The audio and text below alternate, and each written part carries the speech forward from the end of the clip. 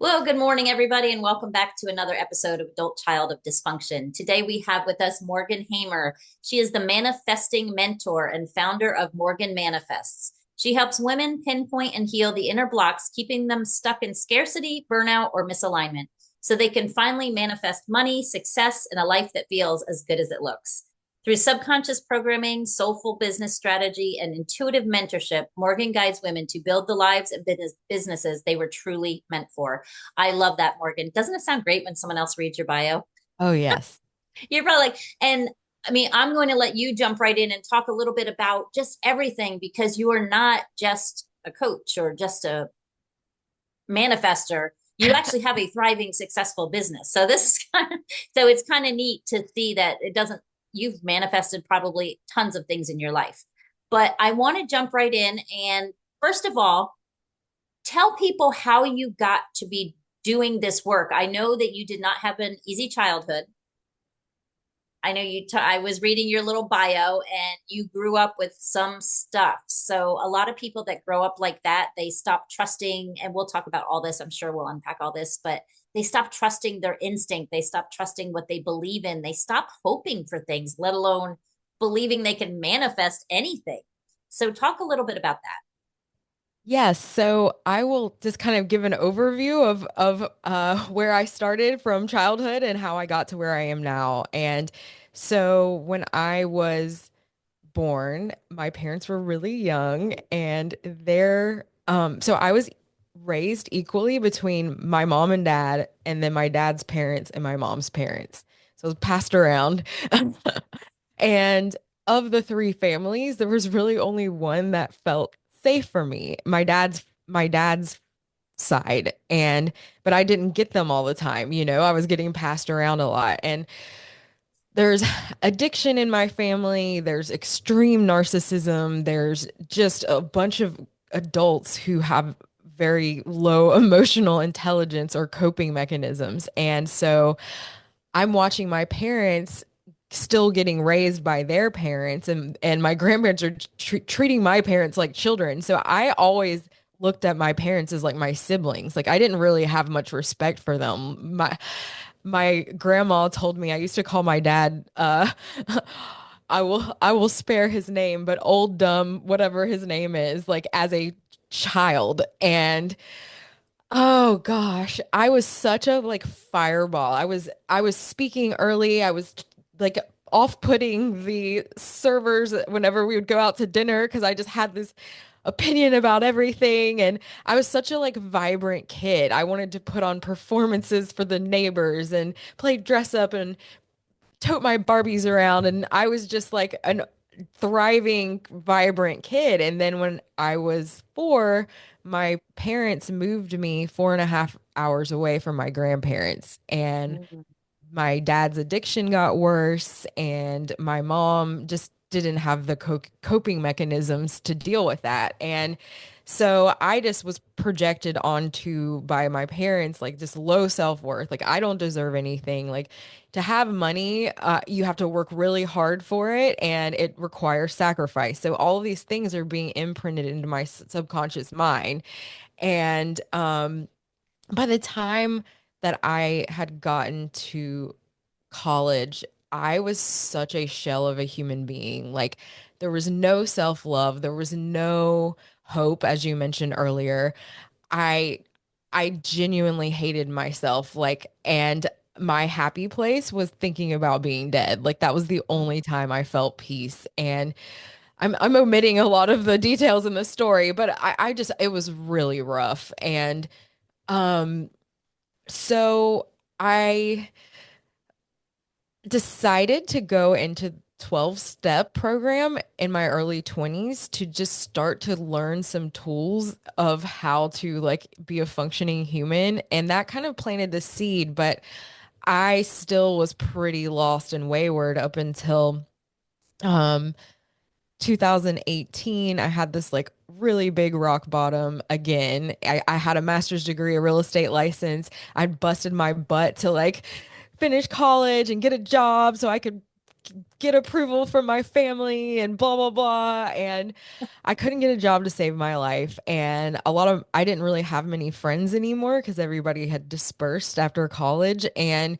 so I'm alone, and I'm like, fine, I will try something different. I will start learning about the law of attraction. And once I read the first book, Think and Grow Rich, it was on. I was just consuming content, whether it was YouTube or reading books. And really quickly, within a few months of applying what I was learning in these books, I manifested career my first career opportunity, and it was like my dream job, the thing that I had been training for years. And then started the job, and it really sucked, and I got an out.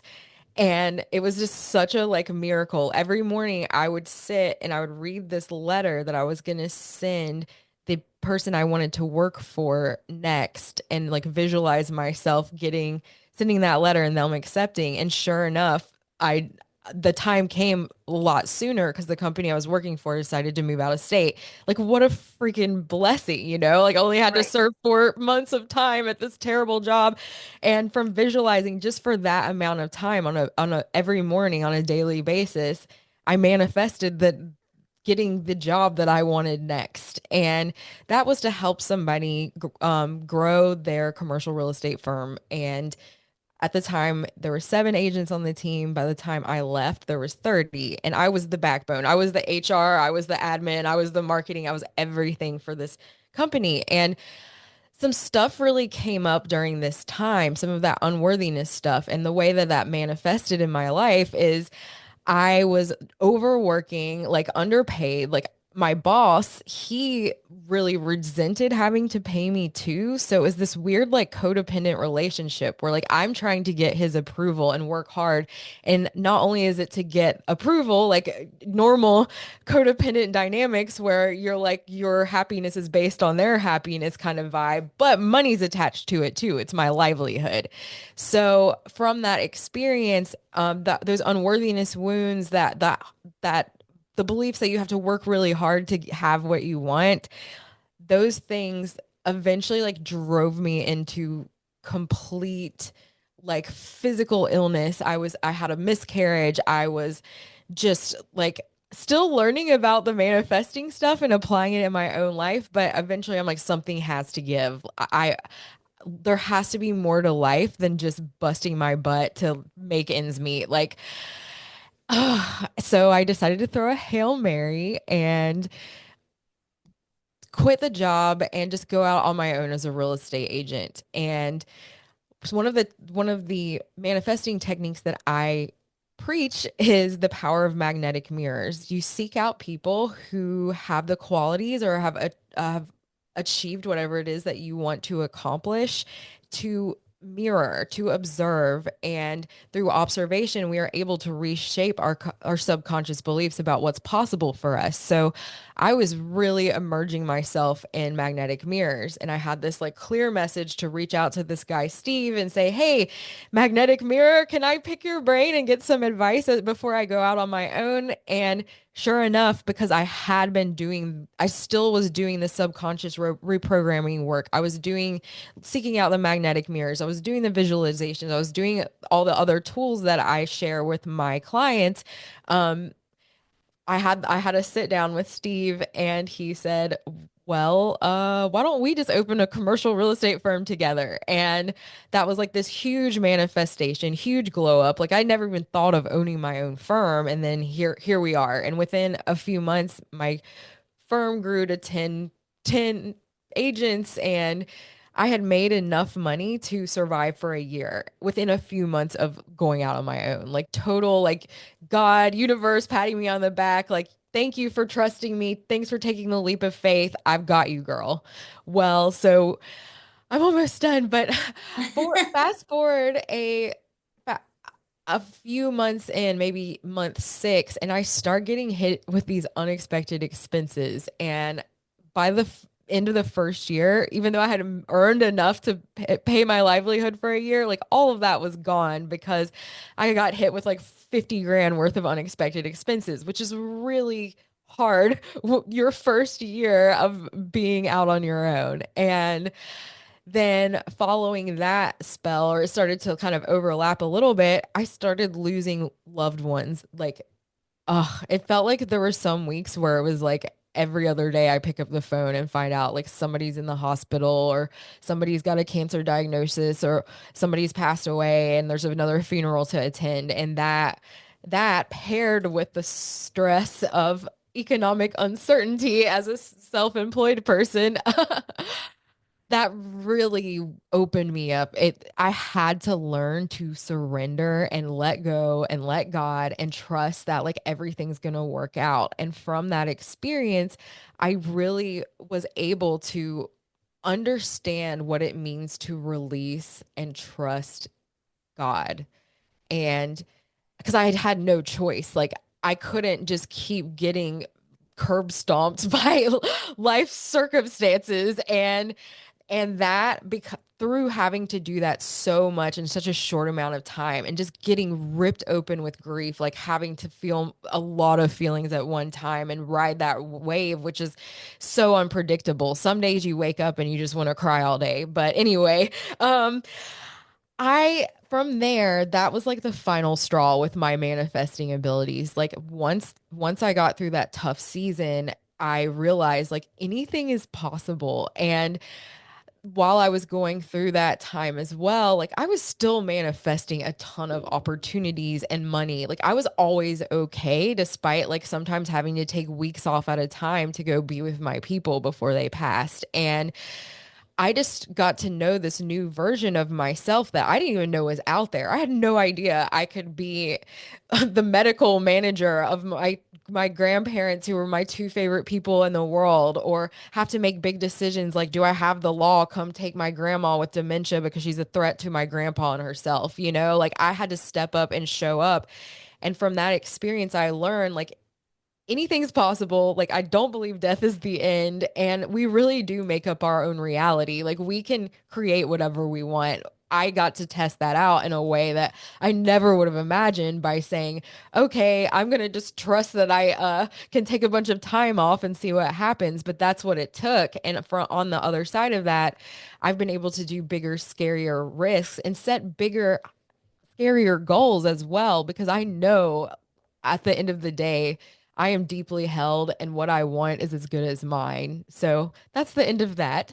Uh, Questions, And thoughts? there was a whole lot of stuff I could have asked and interjected with, but I was going to just let you go. And yeah, no, that's cool. I do have a question though, and I'm going to stop you now just for a second because a lot of people hear that. A lot of people, say you have to surrender. You just have to let go and let God. You have to, what does that look like? Like, what is the steps? Because it's very easy to say, okay, God, I surrender, but then you're still trying to control everything.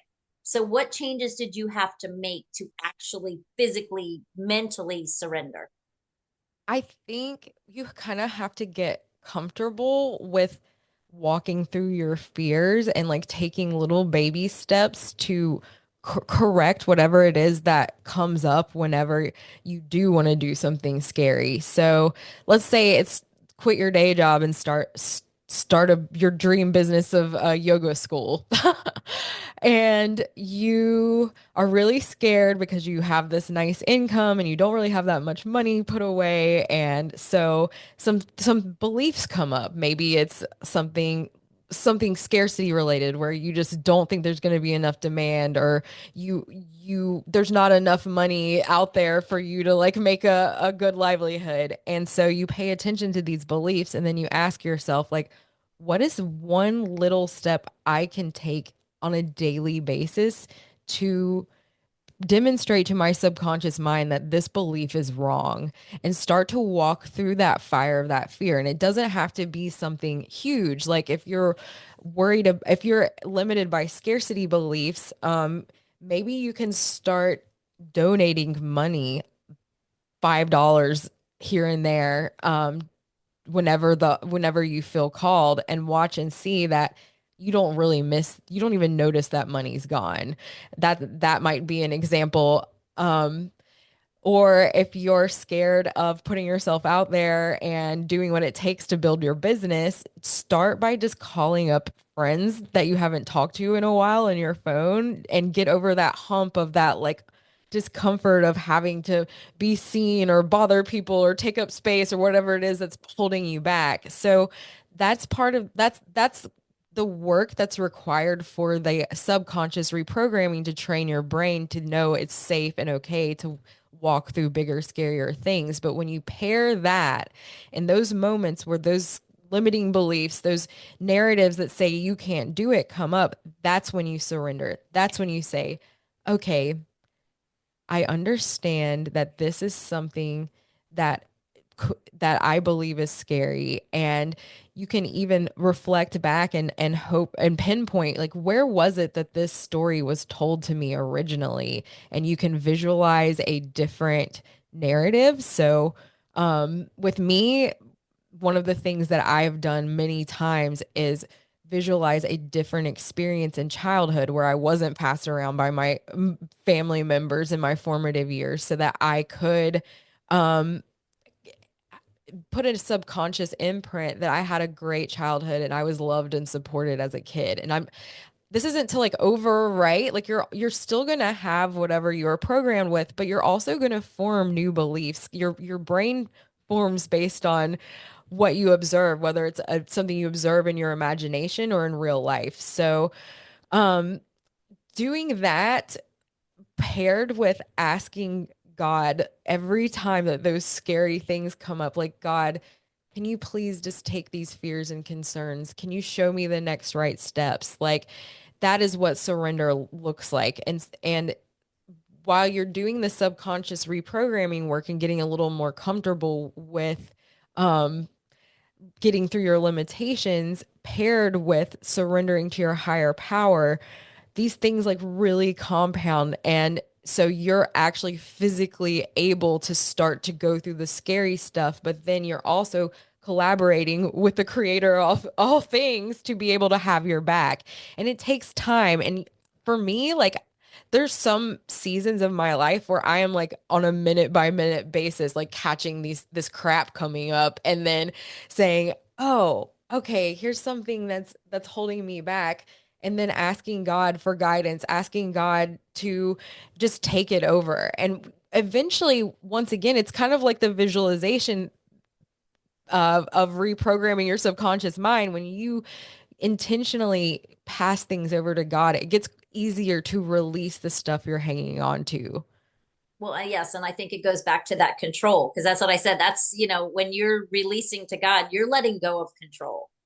And for people that grew up in these traumatic childhoods or whatever families, to come out of it, you grab some people at the very beginning, I can remember I grabbed onto anything I could actually control. I would not let go of that because I had no control for the first 26 years of my life.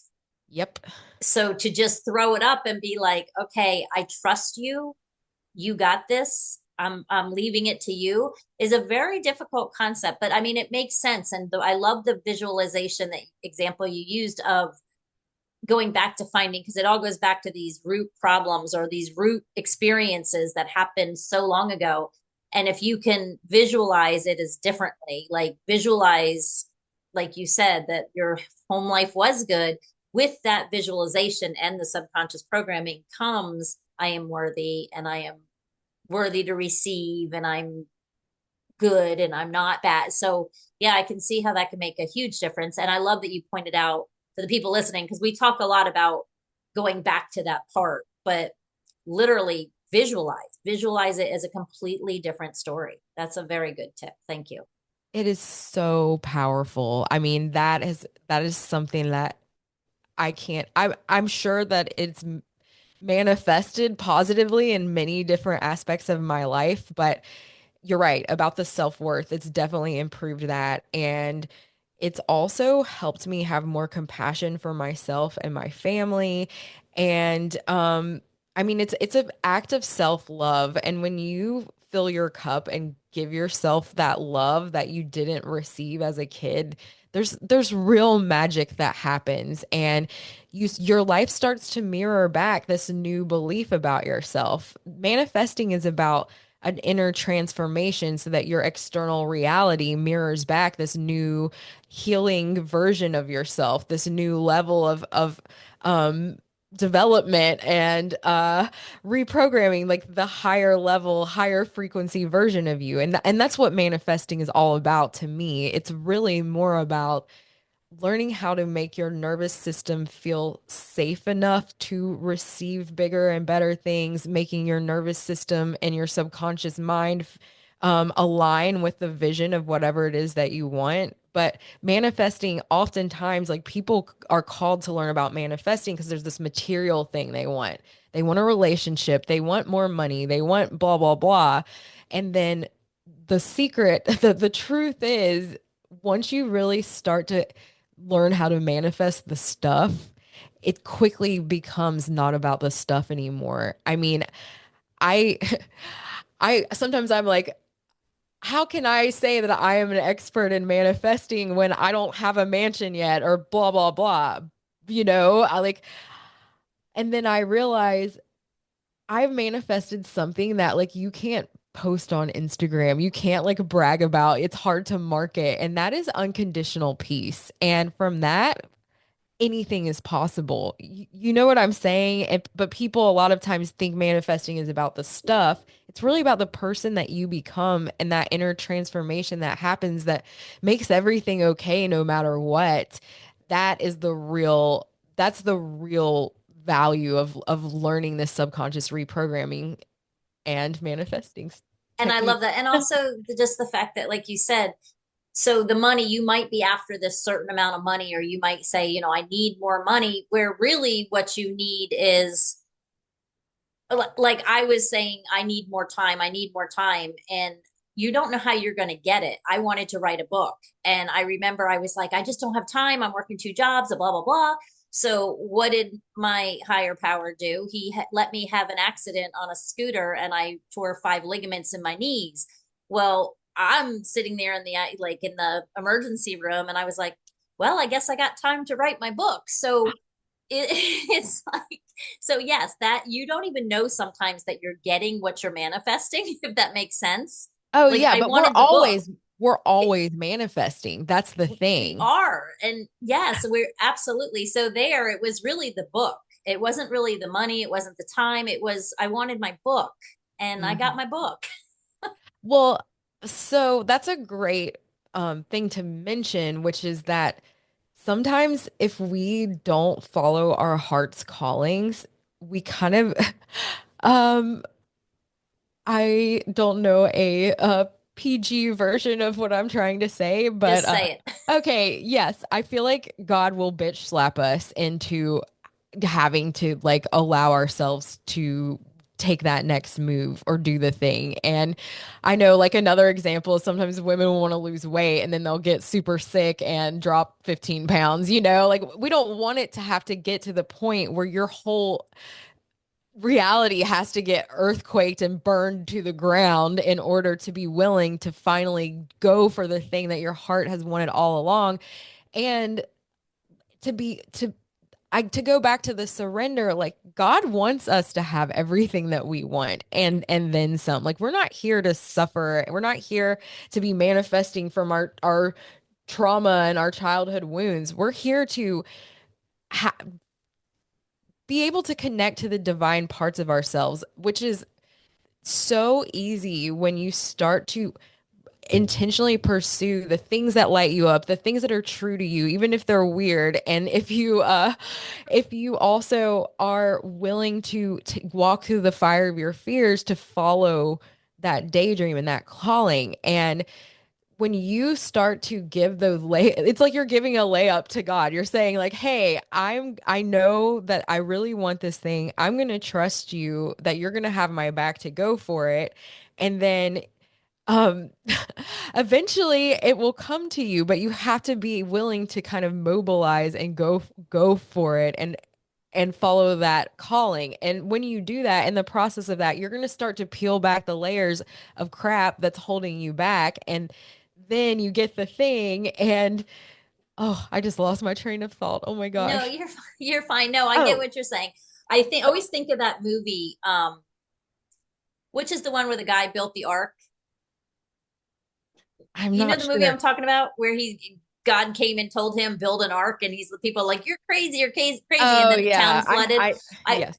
I always think of that when I think of like just your intuition and where do you get these signs? Where do you get these messages? Because you hear little messages and you see little signs all the time, and we're quick to ignore them. But like you said, if you have a calling and something keeps telling you do this, do this, do this. I mean, I always said I want to, I was like, I want to write a book. I want to help children that are growing up with alcoholic parents. Like that's what I want to do. And I was at a Bible, it was basically like a Christian writers conference, and they did like a listening prayer. I don't know if you've ever, where we all knelt down and we all just, he put on some really quiet music. There's about 120 people in the room. And then he just said, now just ask one question and listen. And at that point, I didn't even know what to ask. I didn't even ask a question. I just sat there and I just relaxed. But when he came up and everybody, kind of opened their eyes, he looked around and he pointed at me. He said, "Girl, I don't know what's going on in your life, but it's the time is now. Like literally the time is now." He's like, he told me the time is now. And it was like 3 weeks later that I had the accident on the scooter. Wow. And then That's I got my book written. beautiful. So it was, but it's like, and I remember when I was going back to the hospital with my son said, we've all been trying to tell you to slow down. And now this is your way to slow down. Like God just finally said, this is what I'm going to have to do. Like going back to that, he's like, I'm going to have to, as you put it, bitch slap her into slowing down. Yeah, and I feel like if you can get a little bit ahead of that if you are in that if you find the way to be willing to start to do something, to do things differently and pursue that dream. Like you you get to sometimes bypass like the rock bottoms and the bitch slaps. Right. So I know the audience is out there and they're listening and they heard the name, the manifesting mentor. So with your clients, or let's say people want to just kind of start trying to put some little practices into place to kind of start making things better, or what do you suggest? Like, are you like vision board? And I mean, you hear all these things thrown out there, like if you want to manifest you have to do these 45 things. What are some simple tools, or I guess you explain the basics behind manifesting, because a lot of people don't really understand that really. Yeah, so part of it is like the subconscious reprogramming. So it can be starting to take the baby steps to rewrite some of those beliefs that are holding you back. Um, the subconscious reprogramming can happen from visualizations. I have ADHD, big time, so I can't just sit in a corner and visualize. Sometimes I can if I'm like in a relaxed state and I'm walking on the beach or something. I can visualize things or washing dishes or something like that. But I like to do just guided meditations on YouTube. I just Google guided meditations on YouTube for manifesting, and now I have a playlist, and that's what I do. But I think I, th- you just mentioned 45 different manifesting techniques, and it is kind of daunting, but really manifesting is about having a toolbox that you can reference in the moment. So there's the surrendering, there's the um taking time to pause and listen, slowing down a little bit, like prioritizing slowing down so that your nervous system can start to be in a relaxed state to be able to receive those divine downloads, those intuitive messages. Like that's another thing that like it's not like a very tangible step, but even just taking a moment to be present in nature for like 5 minutes a day and trying to get yourself out of your head and just into the moment, that's that will help you to open up to channel those divine downloads. And I'm trying to think of something more tangible, but really at this moment, um, Another one is the magnetic mirrors, like seeking out the people to see, to believe whatever you want is possible for you. And a lot of times this one is great because you can pair it with walking through the fire of your fears, especially if you're somebody who's introverted or afraid to ask for help. If you can find a magnetic mirror and use that as an opportunity to also do that subconscious reprogramming to like actually reach out to someone, put yourself out there and say, "Hey, can I pick your brain for 30 minutes? I'll buy you a coffee or whatever." You know what I mean? Like that, those two acts, walking through that fear of having to ask or put yourself out there, plus spending time with a magnetic mirror, those those can create such big breakthroughs. And people take it for granted, but I know one thing I did right throughout the whole from 2018 to now is I have always intentionally put myself in rooms where I felt intimidated and inspired at the same time, surrounding myself with women who are doing big scary things so I can see to believe it's possible for me too. And then from that comes opportunities to collaborate, referral partners, all these other things spin off of connecting to your magnetic mirrors. So, it's a little bit of everything that compounds, but once you get into that surrender space and the first step you could take is just on a daily basis ask God, like, how can I serve you today, or what would love have me do today, something along those lines, and see what happens. That guidance will come through if you are willing to receive it. Love it. Absolutely love it. That's awesome. Yeah, because I think people, I know people are always like, well, I went on YouTube and I manifest, I typed in manifest for money, but I'm like, but what did you change after that? Like, were you still angry about the money you lost yesterday? I mean, like there's a whole lot of stuff. It's changing your whole frame of mind. I think that's what we were talking about when we got in here is people go in there with this mission, like I'm going to manifest $1 million. Well, there's a lot that goes into just $1 million. You're not just going to wake up and find $1 million check. You know what I'm saying? It's more about, like you said, the baby steps and the starting to find small things and being appreciative of finding that penny on the ground. I mean, Yes. literally, because if you start to, like you said, the was it reticulating, activating, can't say that one, where you see something and then all of a sudden you're like, if you want something, all of a sudden you start to notice it. So you Yes. like when I got a Chevy Blazer, I thought I was the coolest car on the road because it was a really nice looking car. And then all of a sudden I'm like, damn, everybody and their mother has a Blazer. It's because it was at the front of my mind. So Yes. if the at the front, so I all of a sudden started noticing every Blazer around me and I didn't feel so special. But same thing with money. If you find money, pick it up and be like, thank you. Like good things come to me all the time. And just that is going to start setting you towards that good things coming to you all the time because you, like you said, convince your mind that you are worthy to find those things. Yes. I guess I'm saying a lot to say a little, really. It's all good. Yeah, I think um in the grand scheme of things, it's really just about detangling, like peeling back the inner layers, the beliefs that keep you disconnected from all of the like high vibe things, love being the highest vibe, that unconditional love. Like, what is holding you back on the inside from fully receiving unconditional love? Because that's what God has for us. And once we're able to start to work on trust and love and joy and creativity, that's another high vibe frequency. That's the frequency of God, the creator. When we can start to invite in those things and explore what inside of us is preventing us from receiving them, that's where the real magic comes from. And Mm-hmm. that is what gets us out of our heads. We start to realize that we don't have to have all the solutions. Like there's a higher power out there that has our backs, and what's going to come forth is going to be better than anything we could ever imagine in the first place. But you have to start to do the practice, and you have to start with baby steps, and then you build your way up to the $1 million. There's the example of the lottery winners who have a big come up with money and then blow it all in a few years. I mean, we've seen it countless times. And Mm-hmm. the reason is because they aren't energetically a match to that large sum of money. So sometimes people can manifest. And one of my favorite manifesting thought leaders, Lacey Phillips, always says narcissists are the best manifestors. Well, that's because they have so much self-worth. Like they're the center of their own universe. They can get whatever they want. But does it stick?